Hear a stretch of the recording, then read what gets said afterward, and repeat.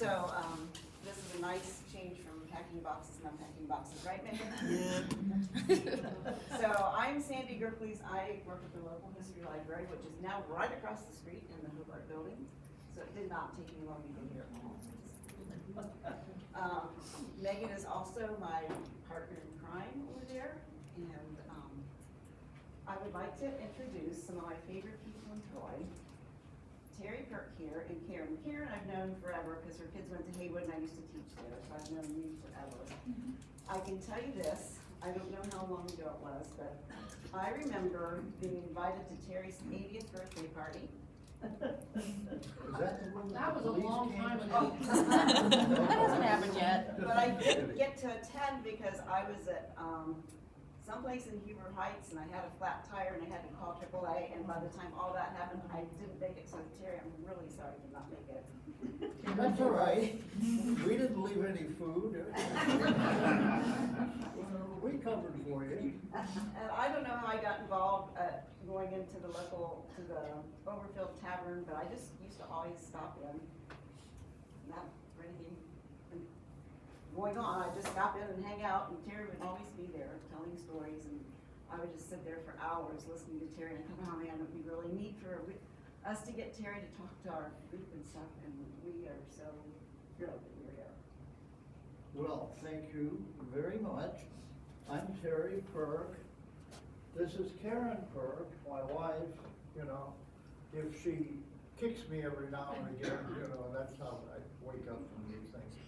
But at any rate, yes, she is my big assistant in doing some of the presentation work, and she is also an absolutely magnificent artist, and she has done a lot of works that you will see around and about. One, the magnum opus is the city of Troy, with all the properties you could pay money and get your property added and this kind of thing.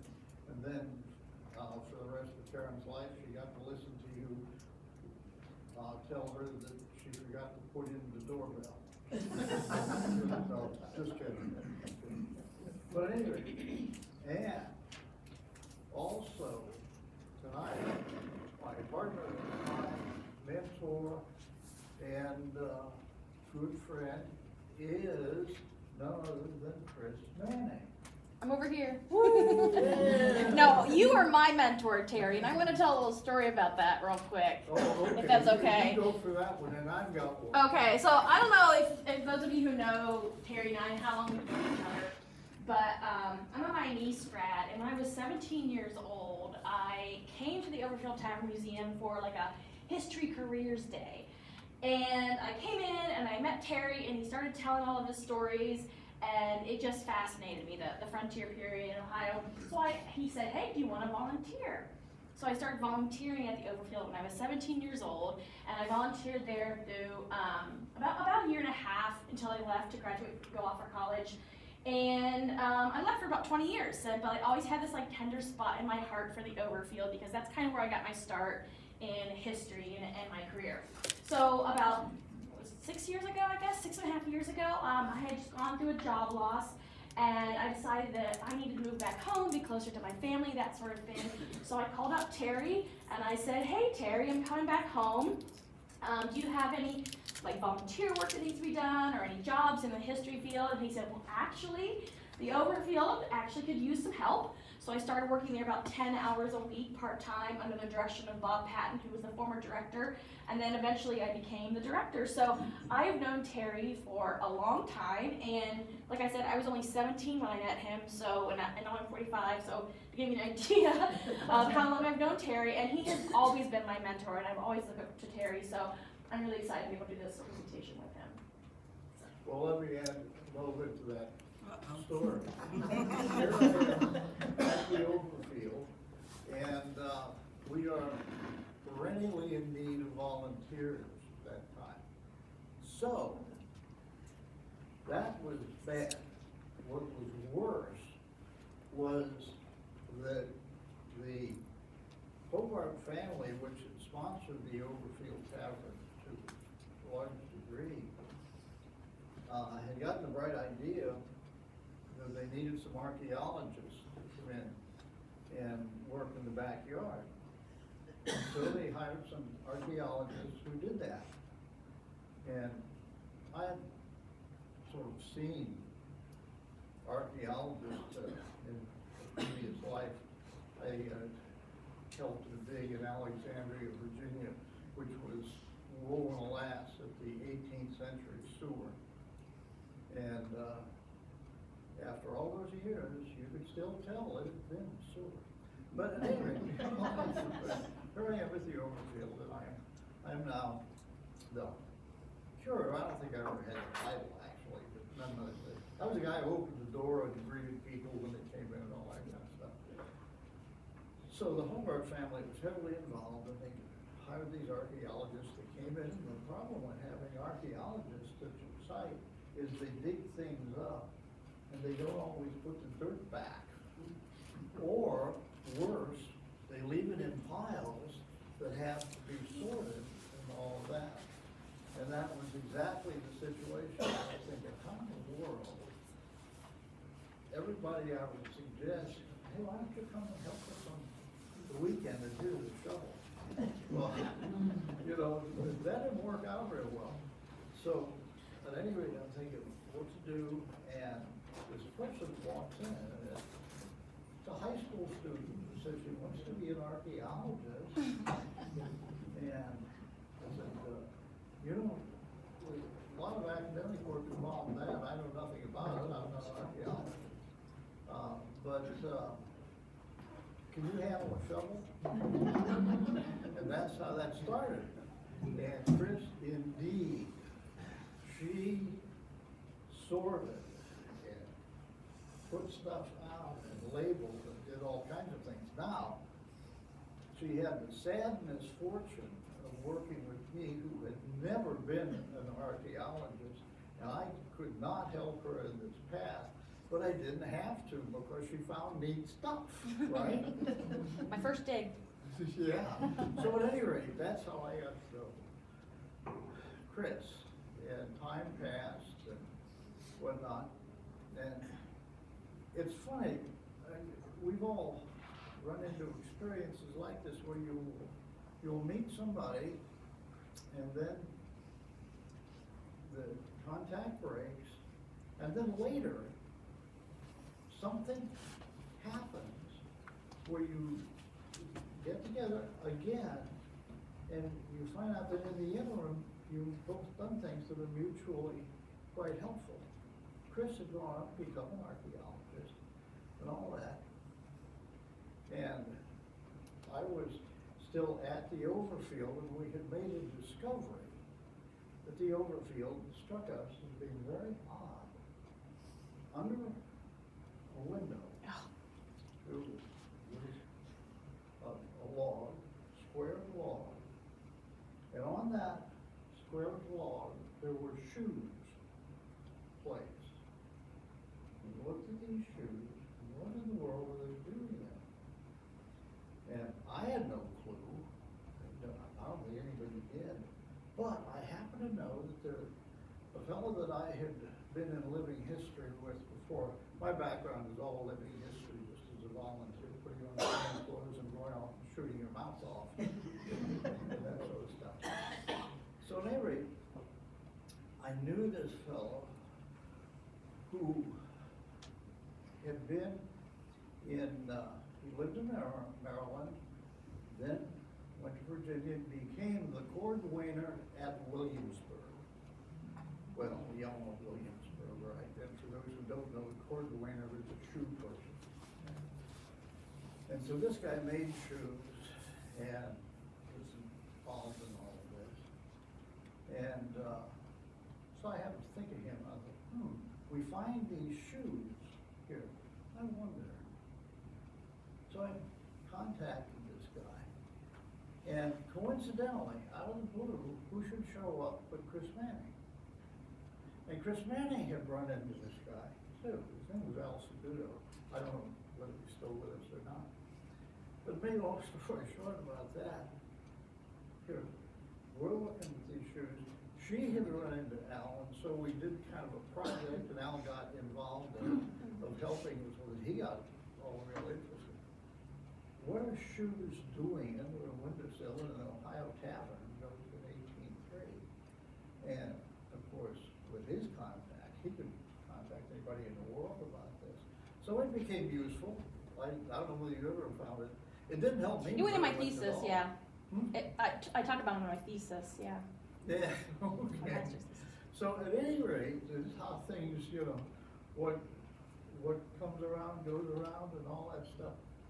So then what should happen later, but guess who came by looking for a job? Now, at that point, I wasn't a curator of the Overfield. I think a volunteer there. I don't know what the heck I was doing. But be all as it may, Chris surfaces again. And one thing leads to another, and here we are. At this meeting, so. at Terry, any do you rate, wanna come up front here to talk? Do you wanna come up front here to talk, or are you comfortable there? I'm comfortable here. But I turned my back on my wife, and that's safe enough for me to do. You know, maybe not universally, so be all as it may. My contact that led me here tonight came about because I was a maverick sort of high school kid who didn't do anything I was supposed to. And I got involved in not only being a history major insofar as that gets you anything in high school, but I did take part in some state scholarship tests, you know, they hold every year. And I got 10th in the state. And I thought, oh boy, you know, that's wonderful. And then I found out that meant absolutely zero in life. And it wasn't what the paper was written on, but hey, who cares? But I was very interested in history, but my idea of how to become a practitioner in it is to go out and do stuff. And one of the things that I would do, much to the disgust of my parents, I was an Einziger, that's an only child in Germany. And Einzigers have a hard life and sometimes an easy life because the parents tend to ignore them, which is useful. At any rate, I would go camping on my own and this kind of stuff. And I was very interested in pioneer history in Kentucky primarily, and then all this kind of stuff. So I would go on camping by myself and stuff like that. And when I graduated from Stiver in Dayton, I ended up in a circuitous way, ending up in Troy, Ohio. My parents moved from Dayton to Florida to Troy. And I had made a career in the transportation business in Washington, D.C. This was at the time of the bicentennial. And if you're interested in history and all that, this was a good time to be so, because there was all kinds of stuff going on. For example, I got involved in a 3-week expedition going from Boston up through the backwoods of Maine to Quebec, and we were replicating Benedict Arnold's Christmas attack on Quebec. Not very significant thing, but nonetheless, it was a lot of fun for people who wanted to dress in funny clothes, and I got into it at that point. And with the assistance of the Maine National Guard, we were able to go to the backwoods of Maine to Quebec and had a battle reenactment on the plains of Abraham. By that time, I was hooked on living history and small museum type stuff. I'm never interested in big stuff.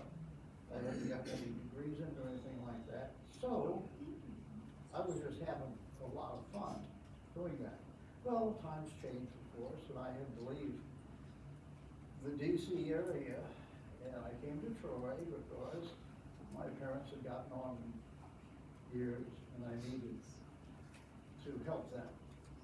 So I retired, so I wasn't too worried about jobs, I just wanted something fun to do. And one day I was riding around through Troy, and I saw this building, this log building. And I thought, wow, that was interesting. So I went in, and lo and behold, it was the Overfield Tavern. And at that time, there were a lot of volunteers whose main thrust and interest seemed to be acquiring trinket-type gifts in Europe and coming back and displaying them in this museum for some reason that I could never really fathom. But nonetheless, it was a way to get into the museum, and the museum, well, we all know the Overfield. There's a magic to it. Somehow, there is. And so I became involved in that. And in other living history events in the area. I was big for a while at the Fair at New Boston. Who's been to the Fair at New Boston? All right. Excellent. You can't do better in living history than that event. And so I was able to meet a lot of people, and by that time, I had been volunteering long enough that most of the people who were more interested in costume jewelry and faux coffee cups were out of the picture. We had a good bunch of volunteers at the time. So it was really neat to get involved in it. And the Hubbard family that owned it was very generous at the time. They had people of the family and people that they knew, and they had money, so they could buy things. And they were very tolerant of somebody who didn't have a museum background at all, but just on living history and whatnot. Well, it's perfect for me because the stuff was coming in and you could toys to play with. And you don't say that professionally to archaeologists, they tend to really look down your nose. But anyway, they get over it.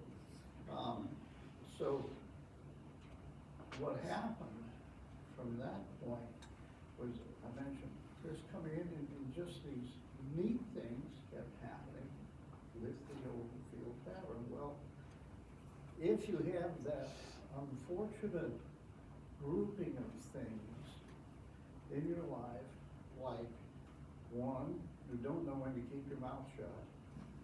Two, you get involved in esoteric things that 9 out of 10 people could not care about. And also, you get the opportunity to learn stuff. And of history, going back to my early days when I was playing Daniel Boone, I must say I was almost apprehended as a criminal, because when I was in high school, I decided it would really be fun. You know what a Carillon is? Those bells and that? I wonder how they'd sound if you hit them with a .22 rifle. And so I went out to do that. But that was the end of my criminal life. I chickened out and went home. Luckily, my parents never found out about that one. But anyway, make long story shorter, is that this business of being tied up in a community museum, when you are lucky enough to get into a situation where you realize that what you're doing is part of the community. It's not just, I mean, TV is nice and all that, but it's working with the people. And so, at the Overfield, I was able to learn Troy, Miami County history. By the way, my paternal family, people were from Miami County. The family name was Yingst. And my great-great-great-grandfather was a Civil War veteran who was wounded very severely at the Battle of Gettysburg, but came back, recouped in Troy, and went back in the Army, and took part in the Grand Review. So it was neat to have a kind of a family background. But the Overfield was such a kind of bonding thing. And it's not that everybody was in the same time period, or everybody was into small museums or whatnot, but it was really neat because teachers brought their classes there. And it was just a lot of fun. And it was so neat to do something. And then when things happen, such as Chris coming through the door and things like that, Karen became involved in it. It was just a wonderful thing to do. So, it offered me kind of, I guess, what I needed, which was an opportunity to shoot off my mouth. And it was also not only fun to do, but it was something very useful to the community. So with that as a background, what we're going to do tonight is talk about the beginnings of Miami County and also how the Overfield played a role in that. But more importantly, what we want to talk about is looking at how Troy came about, how it became a community, and how it became something that has that kind of attraction to people with. Because as I look around here tonight, a community our size to have a meeting like this with you is interesting, because you wouldn't be here if it wasn't of interest to you. So at any rate, I said I'd talk a little bit about the founding of the community as we know it, and of course, we all know the Native Americans were here before the Europeans were. And the first contact is something that's interesting when you look at it through the perspective of the people who came. Can you move back so people can see behind We you? can see. Oh. I always turn my back on him. And the reason I do is because he knows you darn much more than I do. No, so, sorry, but I'm not gonna change. At any rate, the first contact that interested me when I came here, looked at the Miami River, and I had had a background in living history. Not only did I do the thing I was talking about at Quebec, I also did French and Indian War living history, and the role that I played, even though I don't speak French and I'm not French, was a coureur de bois. And during the early part of the 18th century, when the Canadians were courting and warring with the Native Americans, the whole idea of the conflict with the Native Americans, and first the French, and then the British, and then the Americans, that sort of interested me. And then when I get out here, and I'm working at the Overfield, doing the fair in Boston, doing some other French and Indian War living history, I ran across the story of Pickawillany. Now, Pickawillany was very interesting. It was an English trading post in the middle of a transplanted Native American village that was very much French in orientation.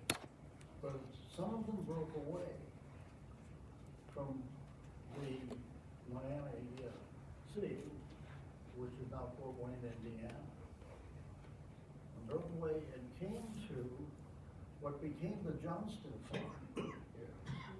Now, kind of interesting, because this group of people were courted by English traders in Pennsylvania who wanted to make inroads in the French trade domination along the Great Lakes. Okay? So one of the chiefs of that Miami group, the English called him Old Britain because he loved to put on British clothes and stuff like that. At any rate, he set up his village, he started trading with these Pennsylvania traders. The French did not like that at all, so they got bunches of their French buddies to come down, and they killed his chief. Well, just kind of to show his people what was what, and you don't do that kind of thing, they proceeded to eat Old Britain. Yeah, cannibalism, yeah, it was, and they did. And so, Miami, after they did it, him got out of here. And that story kind of intrigued me. And by that time, I was volunteering also with the Johnston's farm, and they were having French and Indian War weekends. So that was kind of neat to learn more about the French, and having done this affair in Quebec, it was even more fun. But it was a very violent place. And we're talking about the French and Indian War period. Well, the violence on the frontier certainly continued. There was great hostility between Brits who wanted to settle here, French who wanted to settle here, and the native people who wanted everybody to just get the heck out of here and leave them alone.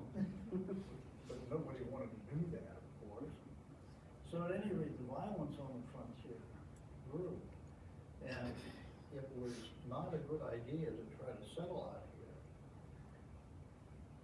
And there were people at that time who were advocating extensive settlement in the West. One of them was a young surveyor fellow named George Washington.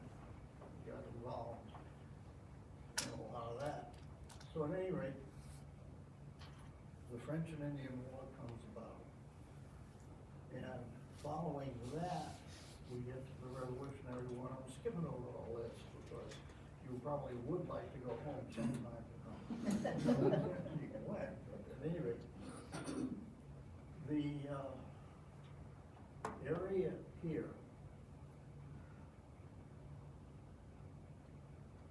was, I don't want to use the word invaded, but it was settled during the Revolutionary War by people who wanted to become settlers on land.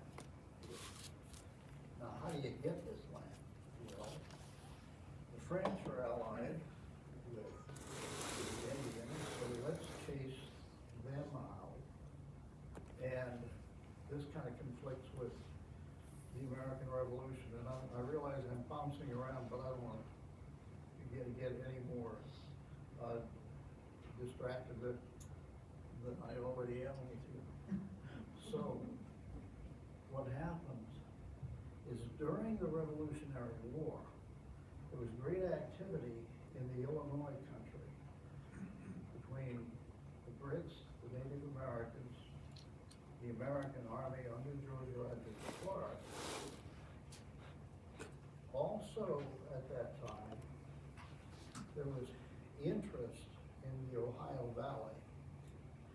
And so, well, if the Brits under George Rogers Clark are trying to chase the British out of the Illinois country, why don't we give it a go and let's try to chase them out of the Ohio country.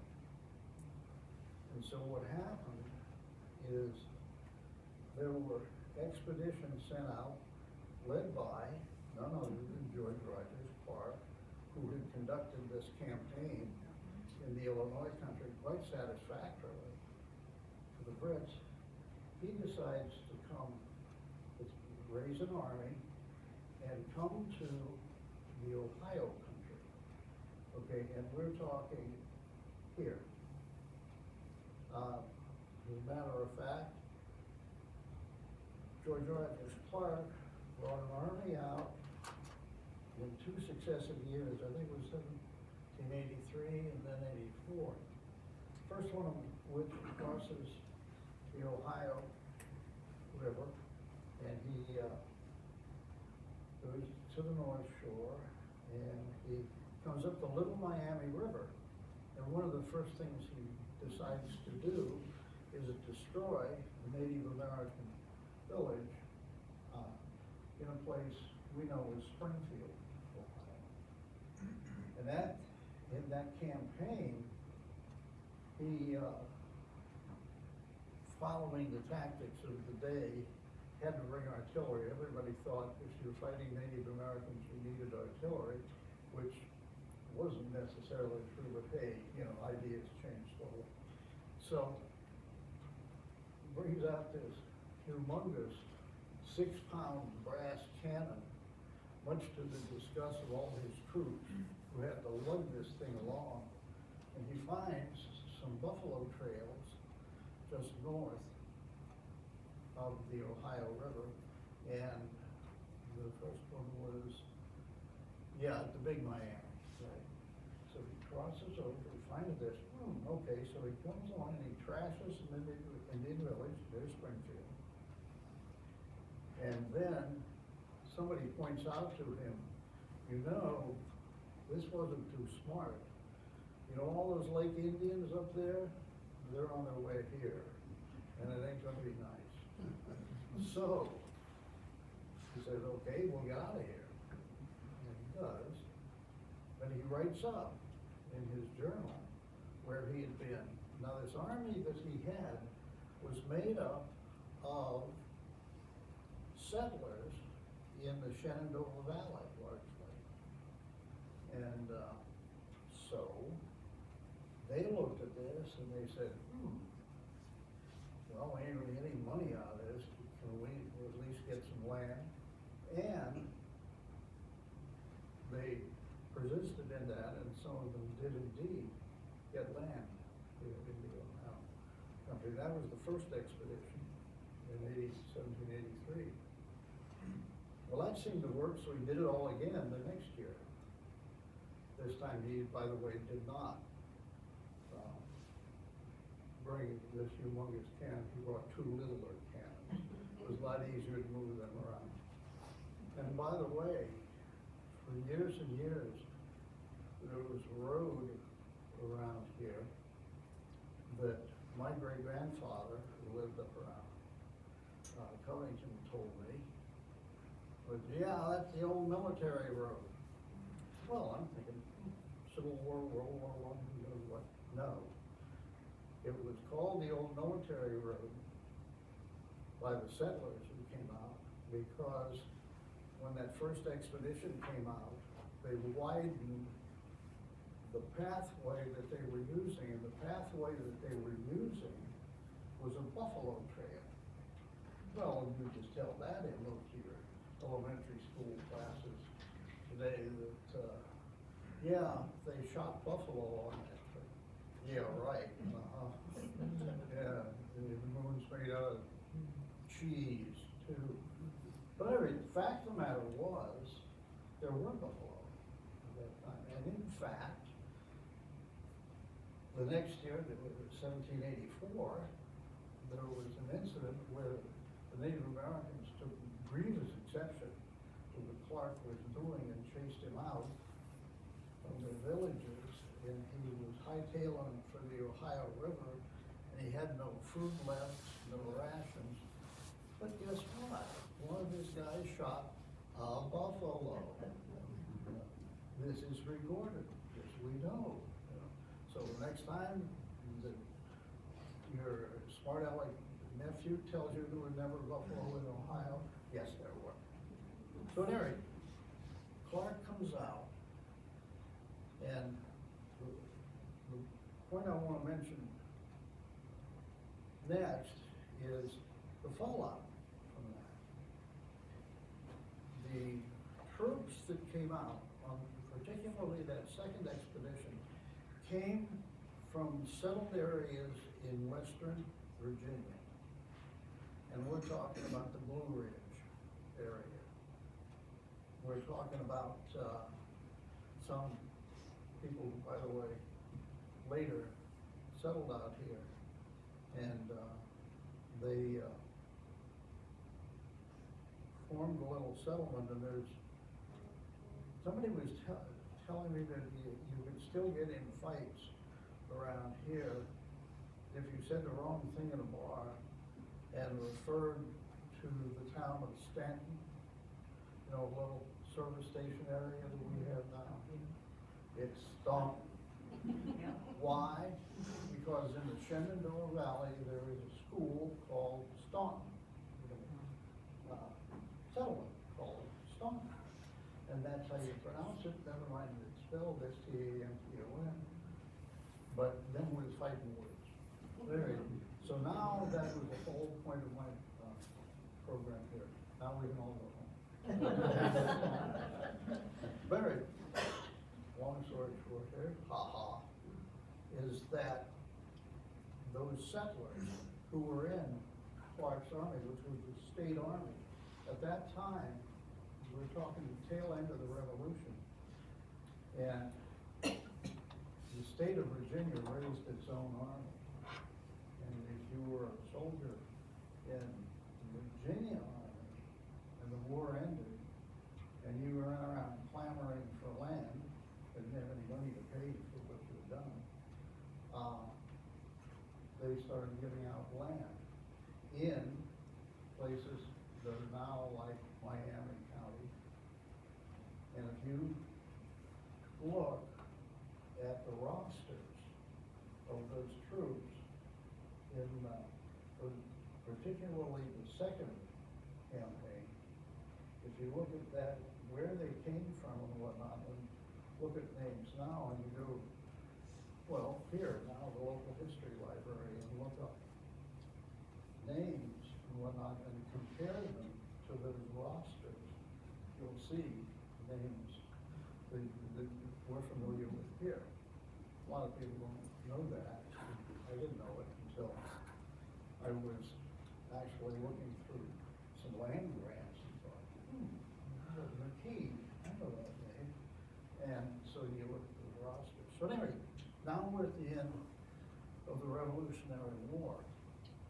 And then, as we all know, the problem comes up of where we are going to take this country. Are we all going to go home and go back to New England or wherever it may be, or Virginia, or do we open it up for settlement? And that's a whole new chapter in this story. So that is a very long-winded explanation of the Northwest Indian War. Anybody have any questions? You want to talk about, briefly about Hamar and Sinclair? Who? Hamar's campaign and Sinclair's defeat?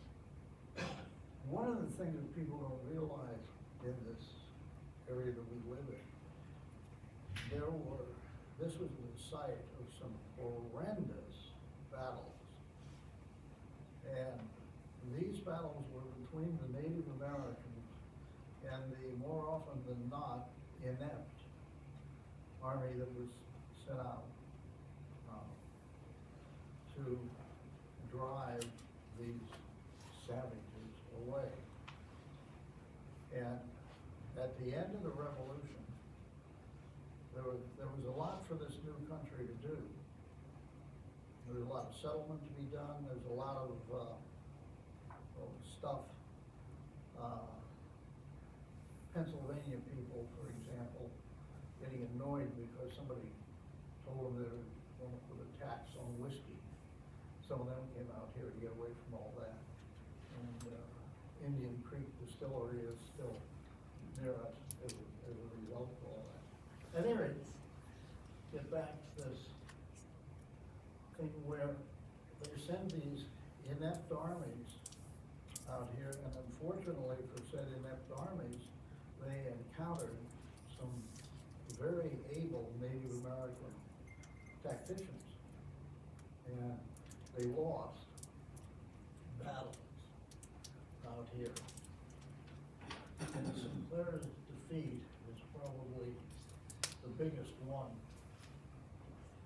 What happened in the armies of the day that came from the east, the soldiers could bring their dependents with them. And so a lot of them came out with wives and kids. And so when a battle ensued, the Native Americans showed no mercy on wives and kids. And to this day, if you go to the site of the battle of fallen timbers. Just let me know when you want me to move it forward. But, yeah, well, at any rate, bear with me just a minute.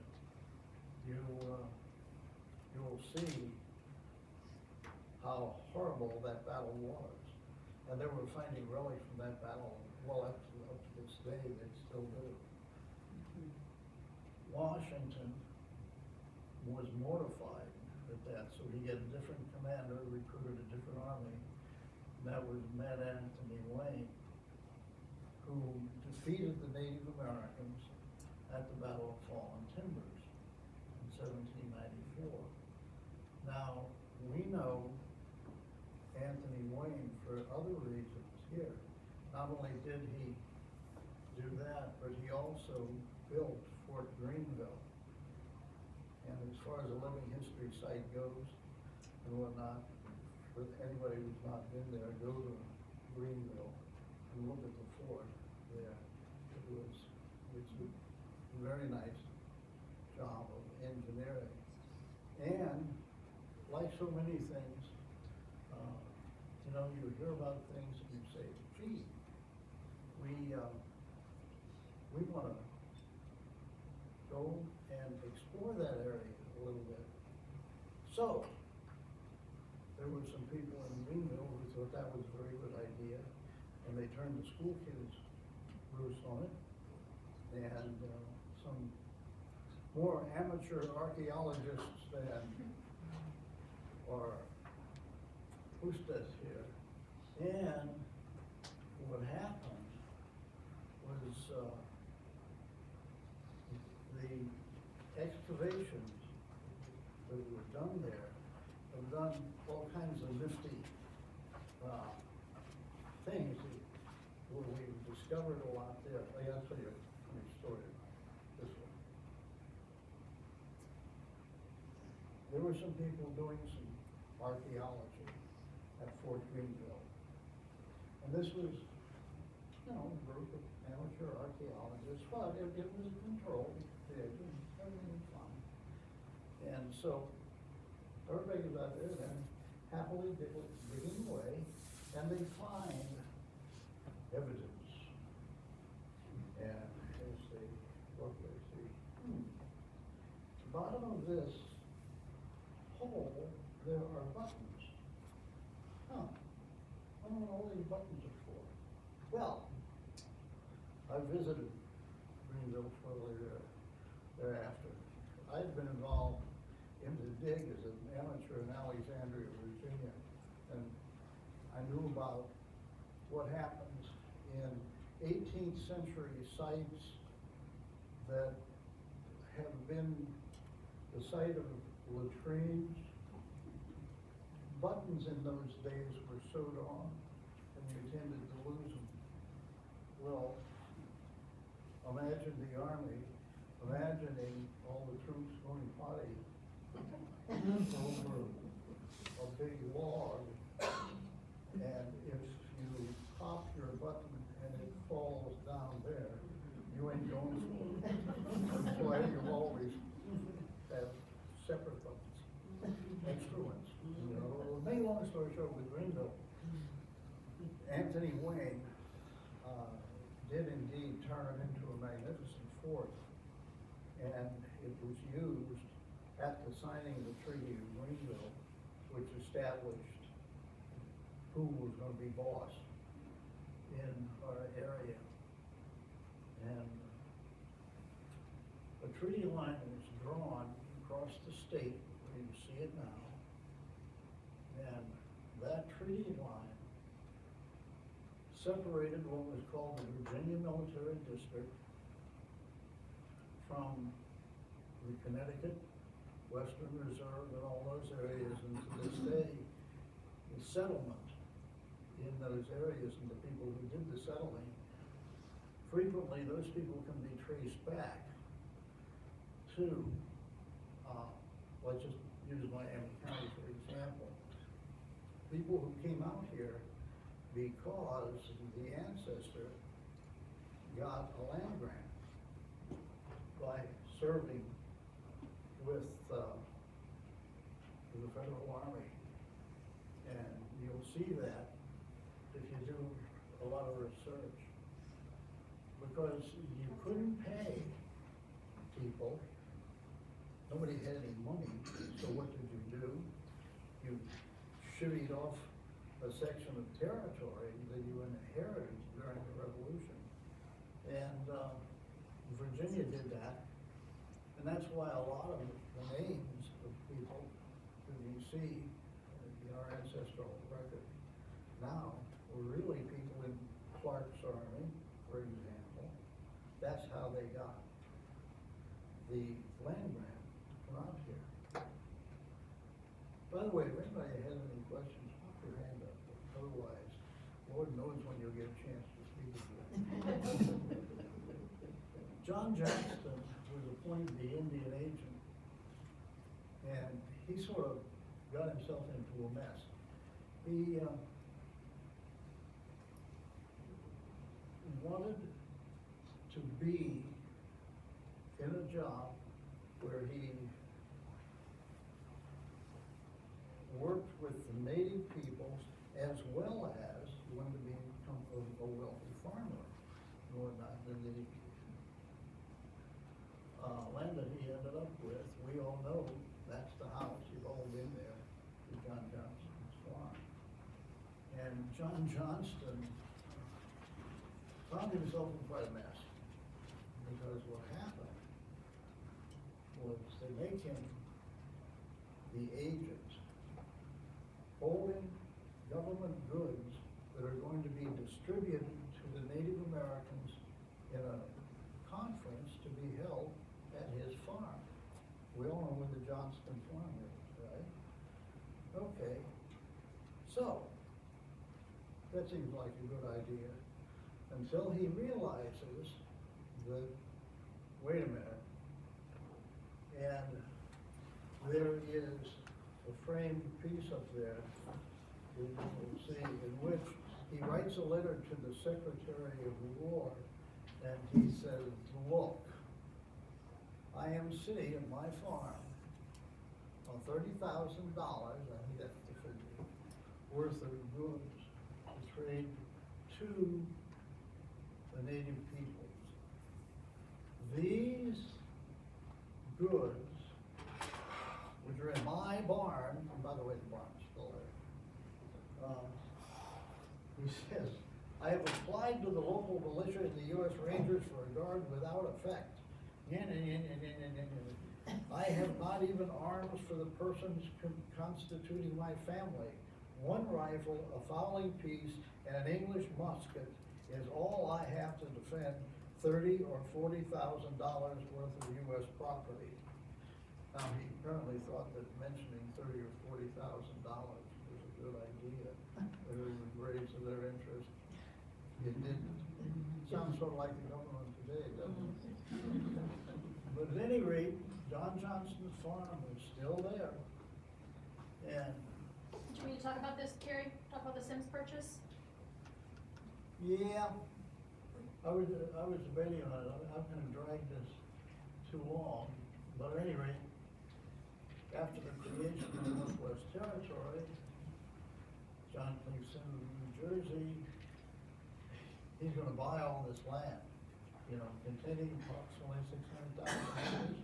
Best comment about that is right. Sims and private lights are ready to sell it, and as you can see, he couldn't pay his bill to the federal government. didn't have a Congress in those days would back him up.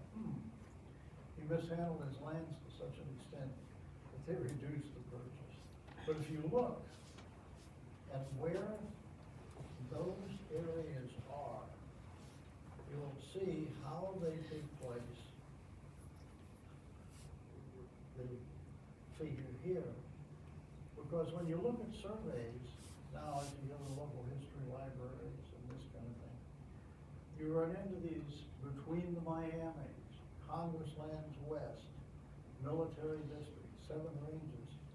You see that that's what that stuff is. It's all from the Sims purchase. But as you see what they say at the end of it, but that's yet one more example of taking the land, and now you gotta figure out what to do with it. And so what they did is divvy it all up, and we still see the result of that. If you ever go into the county recorder's office to look for documents, you know, land contracts and that kind of stuff, you'll still run into all of these terms there. So any questions? I can take over from here. Do you have any questions for Terry so far? We'll have a session for questions at the end. Why do they call him Matt Anthony Wayne? That's a good question, Terry. Do you know? What's that? Why do they call Anthony Wayne Mad Anthony Wayne? Yes. He was an absolutely bizarre man. He did things that nobody would do. He led a division during the Revolutionary War and at the Battle of Stony Point, but nobody in his right mind would have tried to attack this British outpost at Stony Point. Wayne did, and took it. And he became one of Washington's daredevil commanders. If you couldn't find anybody else who would take their troops on a mission, ask Wayne. And that's why he was called Mad Anthony. You know. Anybody else have a question? Yeah. Well, I want to ask 2 questions. I want to get back to the Overfield Tavern's Yep. shoes. Before that, I want to know, is that a feather in your hat or is that a piece of fur? What kind of feather is that in your hat? Oh, this, well, It's like squirrel this, tail. no, this is a deer's tail. Oh. The reason I had to take my hat off is I have 2 hats. One has this on it, and the other has some feathers from my backyard. We have some rather large buzzards that inhabit my backyard. I think they're trying to tell me something, but I don't have the message yet. But at any rate, so I have these were the deer tails. The deer tail is quite common. It was used during the Revolutionary War. There were 2 types of troops that would wear that. They'll condense this down. If you were a musket man, a continental guy, you generally were more better uniform. You had a 3-cornered hat and stuff like that.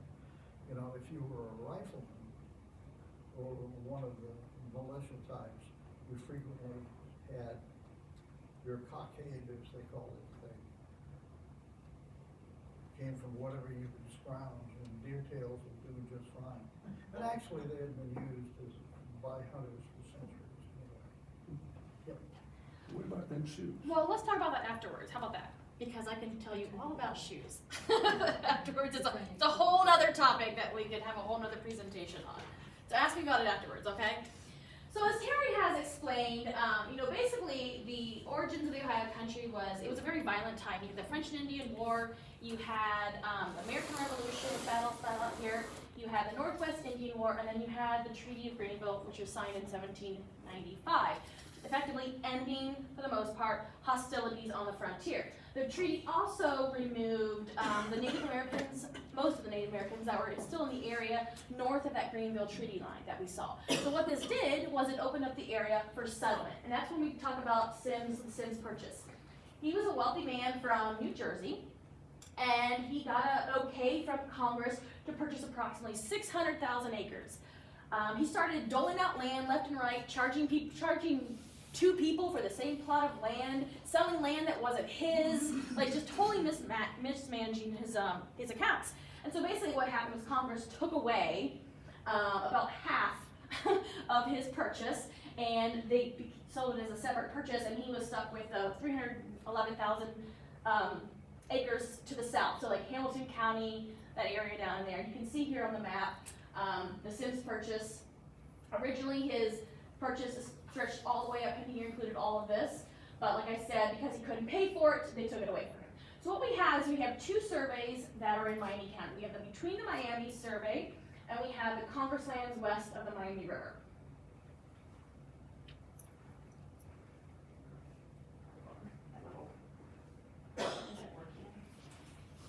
By the way, one thing if I can add it, the Virginia Military District is so called because that's what George Rogers Clark's people and a bunch of Virginia troops got.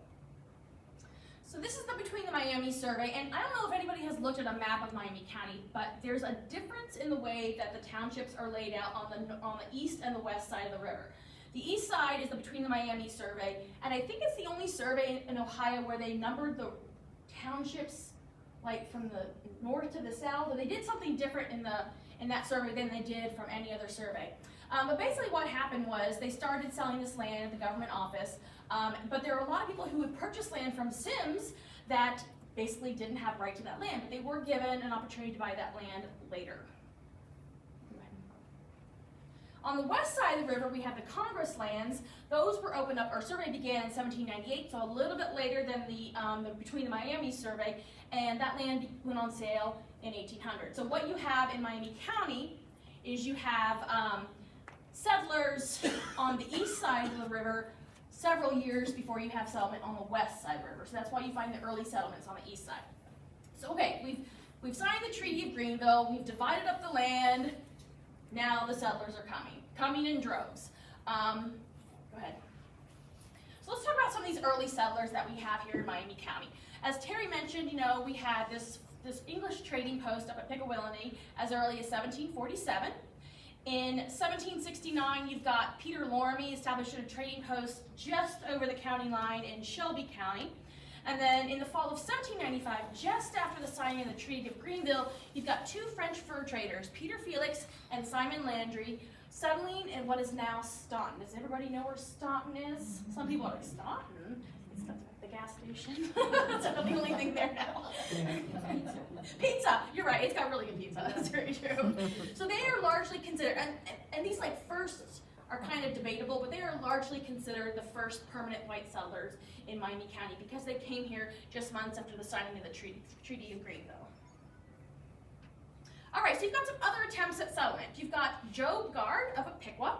So he had served as a sutler with General Anthony Wayne. Like Terry had told you, a lot of the early settlers were familiar with this land because they had been up here during these military campaigns, and they saw how great the land looked, how lush, how vibrant, and so they returned to settle the land. So Job was one of those people. He came up here after the signing of the Treaty of Greenville.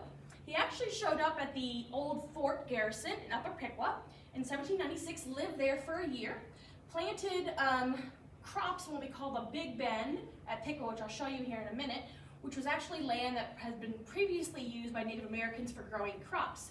The following year, he took some lumber that he had scavenged from the fort and floated it down the river to the Big Bend, and then built himself a little cabin, what is today Piqua.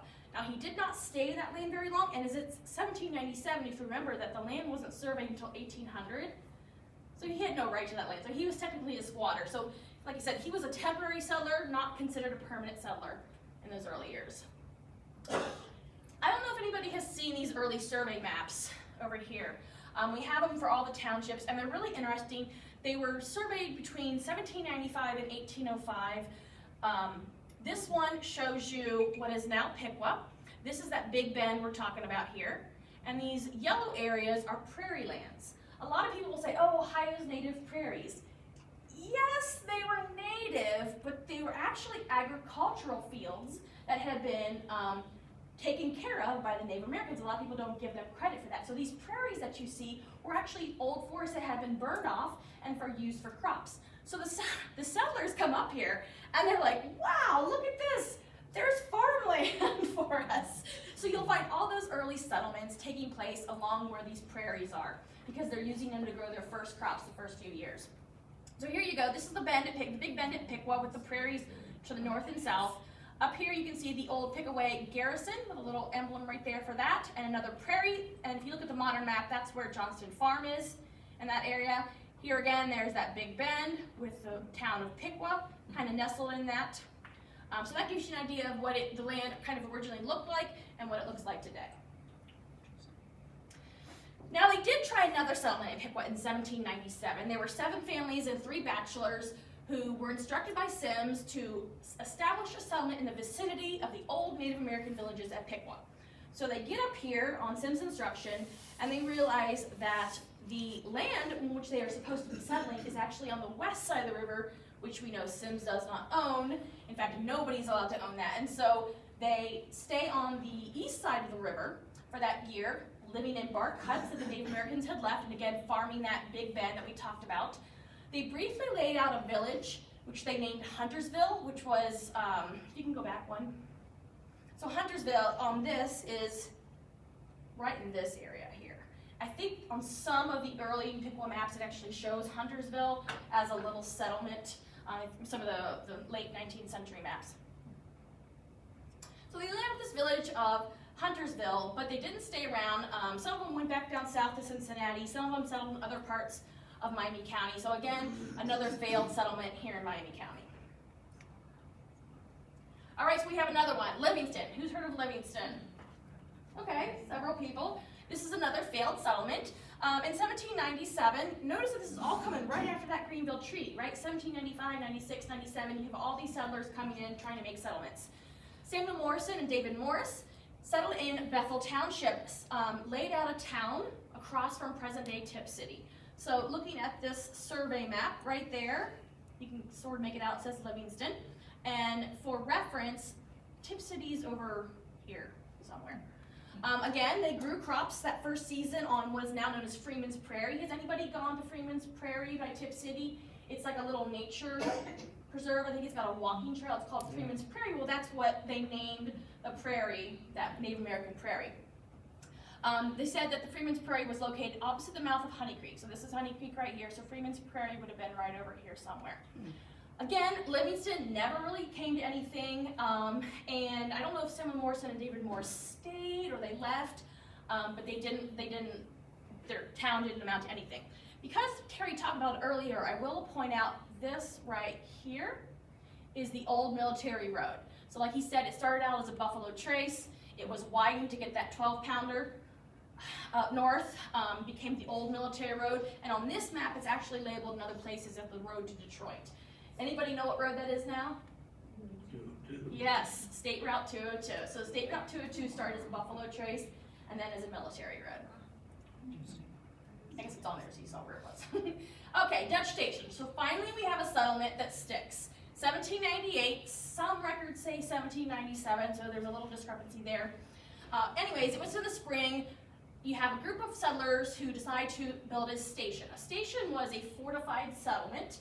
Because the area did still have Native Americans living there. They thought it would be safe if they built themselves a station. So they did. It was several of the Noops. I think another Noop came later, as well as Benjamin Hamlet, Henry Gerard, and John Tilders established there a station. That is also where Jacob Noop, the son of John Noop, the first non-native child, was believed to have been born in Miami County. All right, so we already had Peter Felix and Simon Landry establishing a cabin at Staunton in, I think, 1795. And then you've got the Dutch Station in 1798. So that is largely considered the first permanent settlement in Miami County because Staunton is still there. It is also where the first session of court was held in 1807. Thank you. Sorry, so many dates running around my head. Here again in this map, you can see Staunton right up there. You can see the military road cutting down here. This area right here, you see all those little dots and images in the river? Anybody know what that area is called? No? 99 Islands. Have you heard of that? So one of the reasons that Troy never established a lot of trade in the early frontier period is the 99 Islands. You couldn't get past that with a boat. And so effectively anything north of that line, north of the 99 Islands, couldn't be, you couldn't ship like a flatboat up or something like that. So it was actually very prohibitive as far as settlement. This is the other side, Concord Township, opposite of Staunton. Again, there's that prairie. This later became known as Gehagen's Prairie. You guys know the White House on East Main Street, just before you hit the bridge. It's the Gehagen House. Anybody familiar with it? It's a brick house, kind of set back on a large lot. That was Gehagen's house, and that was right in this area here. Now, anybody notice anything different about the river now versus then? Does anybody know what's right here now, this prairie? What is here now? Golf course, right, the golf course. Go ahead and switch it. I think, oh no, go back, sorry. I thought I had a map. But basically what happened was the river originally went around that bend, around that prairie, and then I guess after the flood, is that right? After the flood, they channeled the river and moved it? They changed it in the 20s. 20s? When they started digging at levees, they moved out. Okay, so now the river goes this way, and this is the golf course. So that was low bottom land. One quick thing about Gehagen, he had the unfortunate job of being a scout for the Army. And he was out on his scouting details, unfortunately, by himself, when he was ambushed by a party of Indians. And he stayed in that prairie overnight. Oh, yeah, you told me this, yeah. And made it his life's job to buy that piece of land. He says, they ain't gonna get away with it. And indeed, he bought it. And it's known as Gehagen Prairie to this day. Okay, so let's talk a little bit about formation of the county. When Ohio was formed in before Ohio was formed actually, when the Northwest Territory was formed, you've got the formation of Hamilton County in 1790. That included all of what is today Montgomery County, Miami County, Dark County, the southern part of Shelby County, lots of land, you can see here. So we were originally part of Hamilton County. In 1803, Ohio becomes a state, and shortly after, Montgomery County is formed, carved out the northern portion of Hamilton County. That same year, 1803, is pretty important in Troy history, because that is the year that we believe Benjamin and Margaret Overfield immigrated to Ohio. They came out here from Pennsylvania. They were a young, newlywed couple. Found a little spot on the western bank of the Miami River that they thought would make a nice settlement and built themselves a little cabin. As far as we know, the cabin, right here, in the back portion of the Overfield Tavern is the original 1803 cabin. We do know, go back for a minute. We do know that Benjamin shows up for jury duty in Montgomery County in 1803, so that's how we know he was here in that year. Another old house, not quite as old, is the Eddings Log House, 1804. It was actually built by Benjamin and Phoebe Eddings, who came here from Pennsylvania in 1797, but they didn't build their log house until 1804. Everybody knows where that's at, I'm sure. So you have all these new settlers coming in here, and we told you how after the signing of the Treaty of Greenville, a lot of the Native Americans were pushed north of that Greenville Treaty line, but not all of them. A lot of them stuck around. In fact, we have records that there were Native Americans living in Elizabeth Township as late as 1820.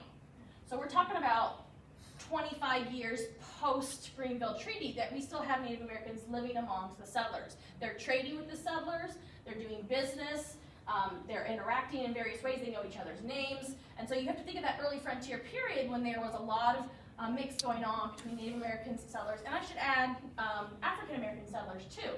There were African American settlers here in Miami County as early as 1810 based on court records. A lot of people don't think about that we have had early African American settlers, but they were here from the very beginning as well.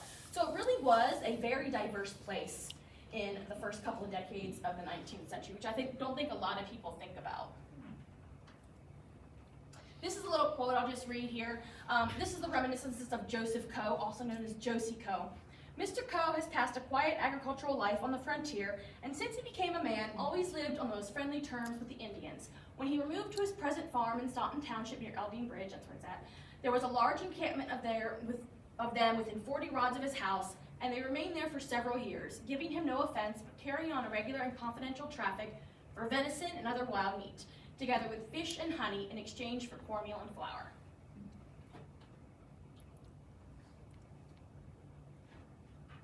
All right, so 1807, Miami County is carved out of the northern portion of Montgomery County.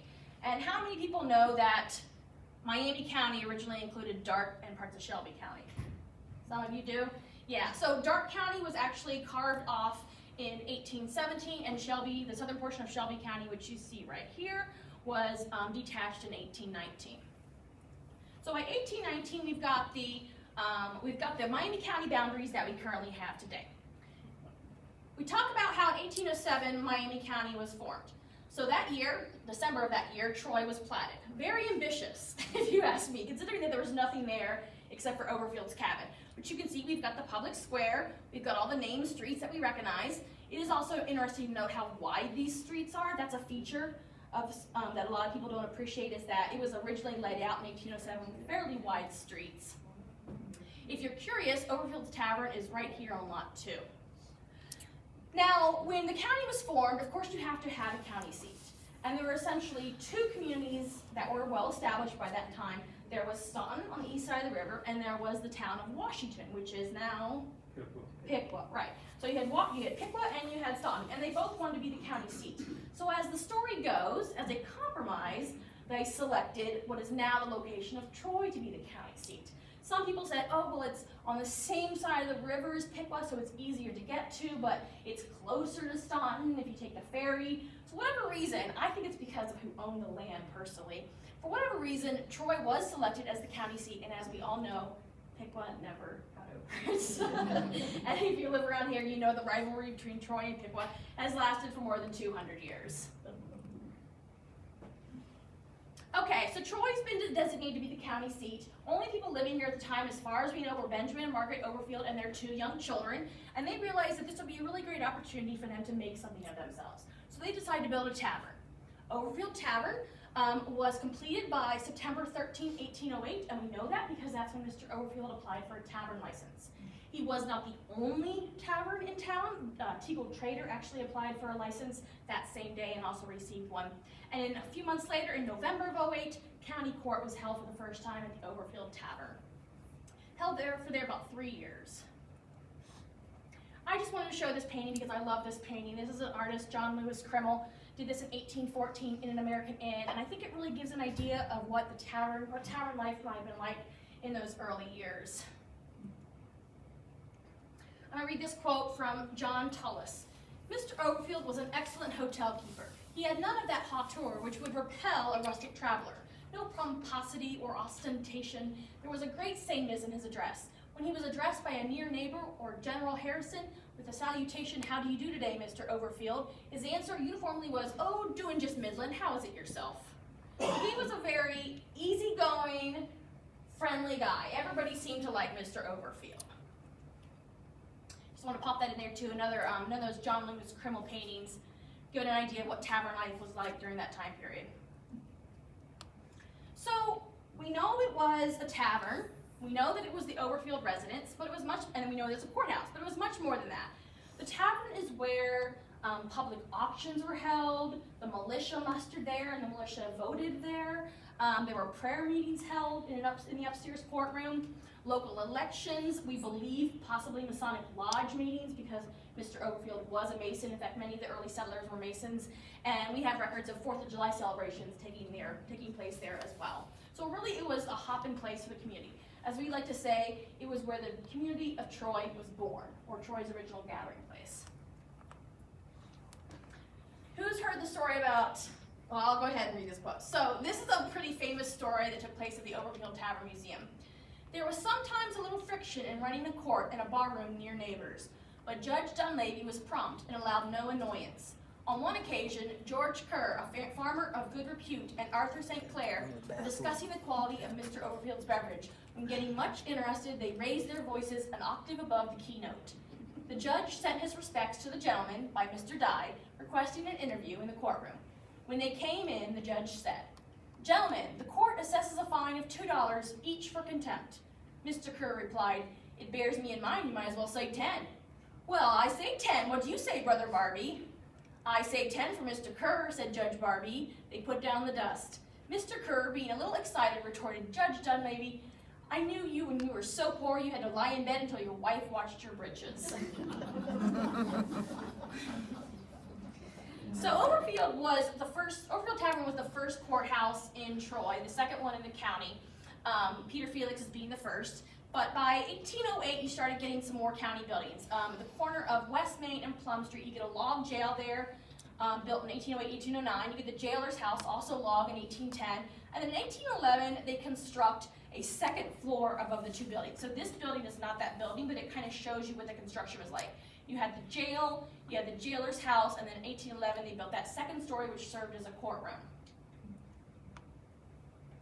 So what was life like in early Troy? Well, there were no bridges. A lot of people would cross the river using the Market Street ferry. So where the Market Street Bridge is now, where it crosses over the river, that's where the ferry was located. It was actually run by Peter Felix, I think, at some point. There was also a river crossing at what we call Josie Coes, or Coes Crossing, which, as Doug just said, was just south of Eldine Bridge. There was a ford where the water was shallow enough that you could cross.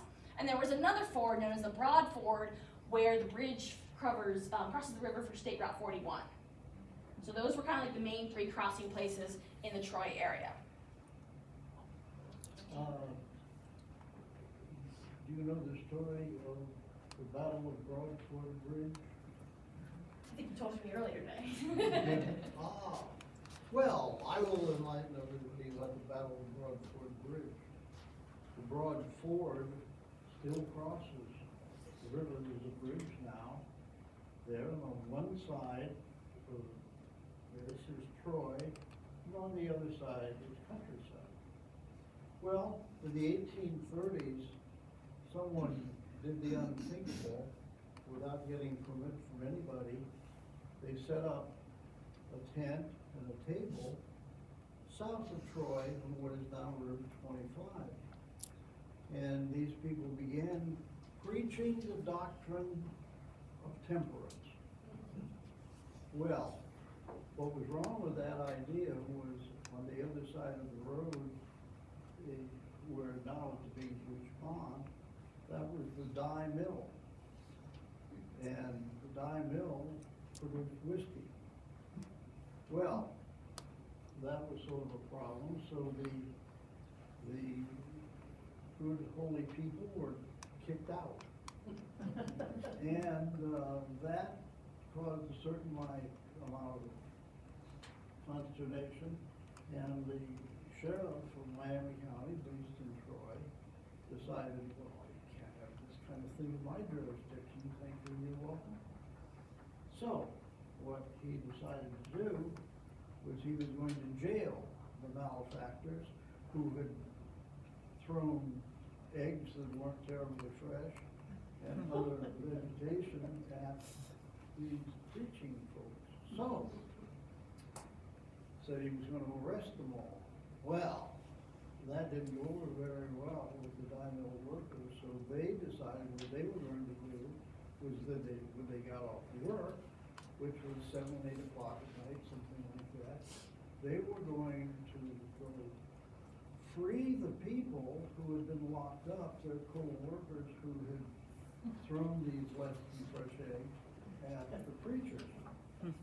So, that would never do with Miami County, so the authorities called out the state militia, and they managed to get enough people to go to the Broad Ford Bridge and defend it when these marchers were going to come in and liberate their buddies out of the jail.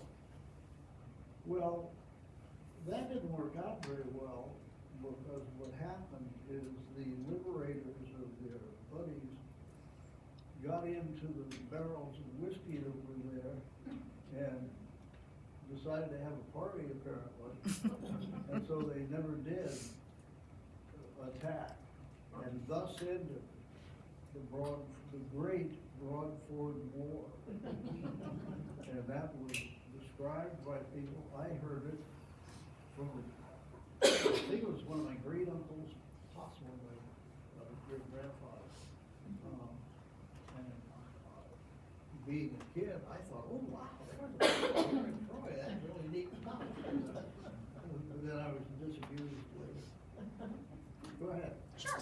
So we had that period, thank you, Terry. So we had that period of settlement between about 1795 until about 1812.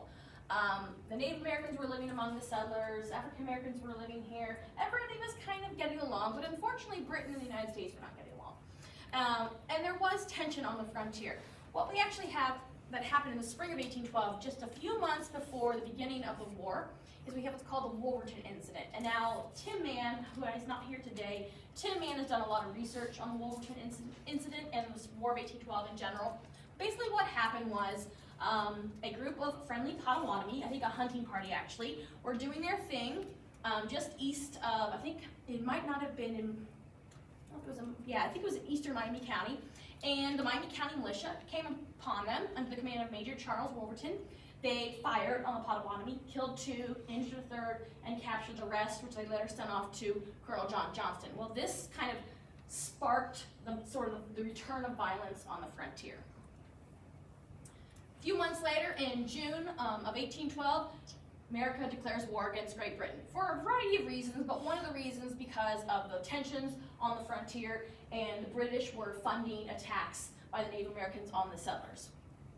Now, because there was fear of Native American attack, there were a lot of blockhouses that were built in this area. They're basically sort of forts, more like cabins with not a lot of windows, is kind of what they were, and they were scattered all over Miami County, and if in case the alarm was raised, the settlers could run to the blockhouses and defend themselves. So we had them scattered all over Miami County. There was one called Fort Buchanan, or Buchanan's Blockhouse, constructed at Covington in 1812 as well, and that was more of an official blockhouse. During the War of 1812 is also when Mr. Overfield meets his second wife, Rebecca.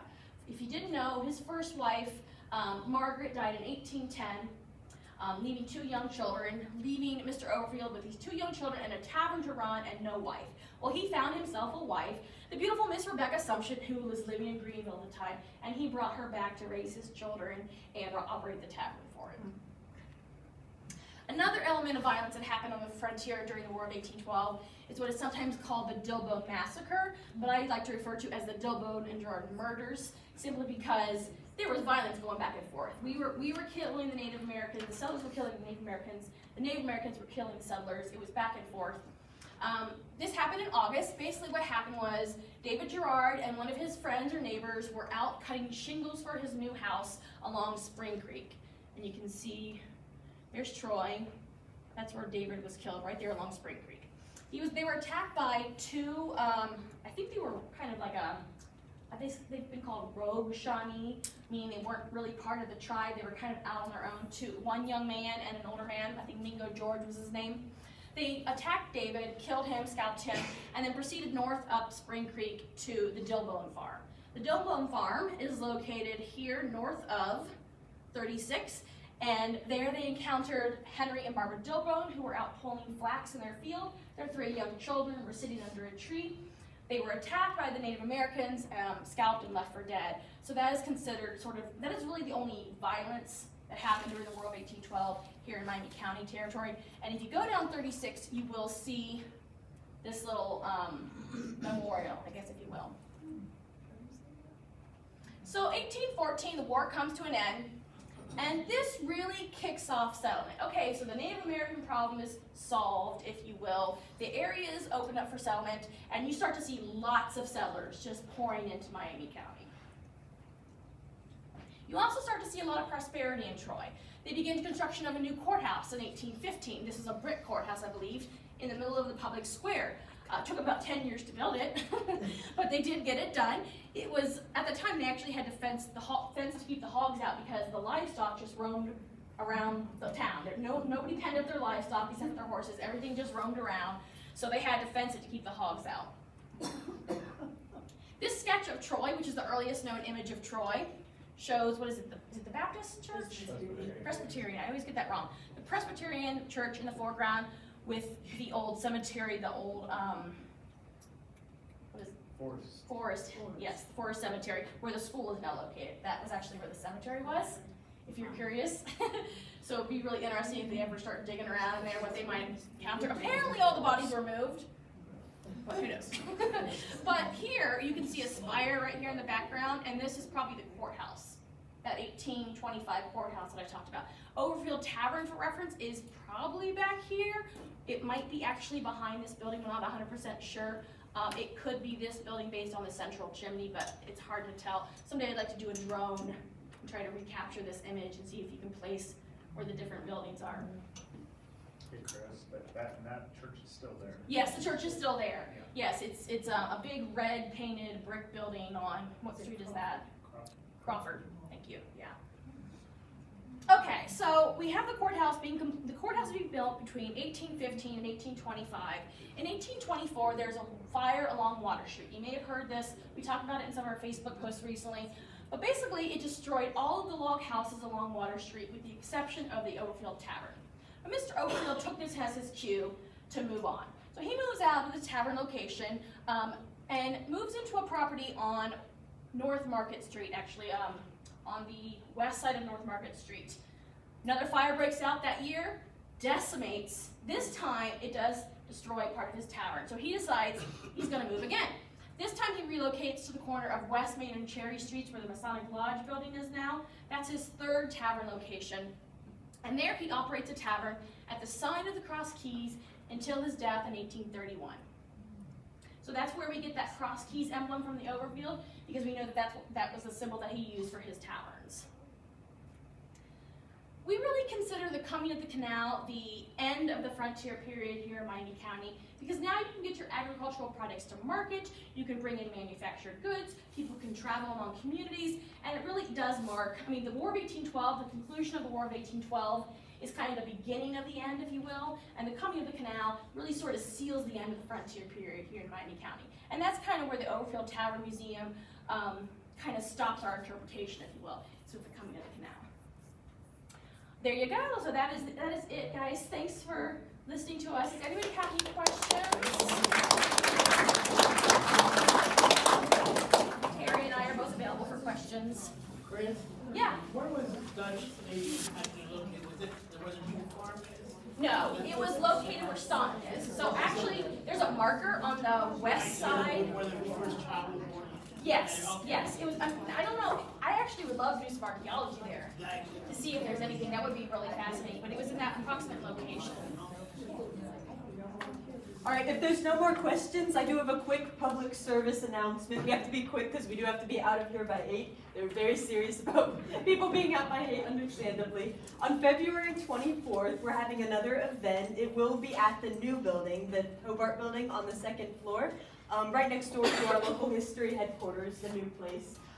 And we kind of did a spin-off of the Twilight Zone. We're calling it the Troy Zone, and we're examining some of the historic canal era houses that would have come kind of directly after what Chris and Terry have talked to us about tonight. So we'd love to have you there for that. We kind of did a Twilight Zone theme because the truth is stranger than fiction with some of these house histories. So thank you all so much for coming. Everyone got a quarter sheet for this, I think. So.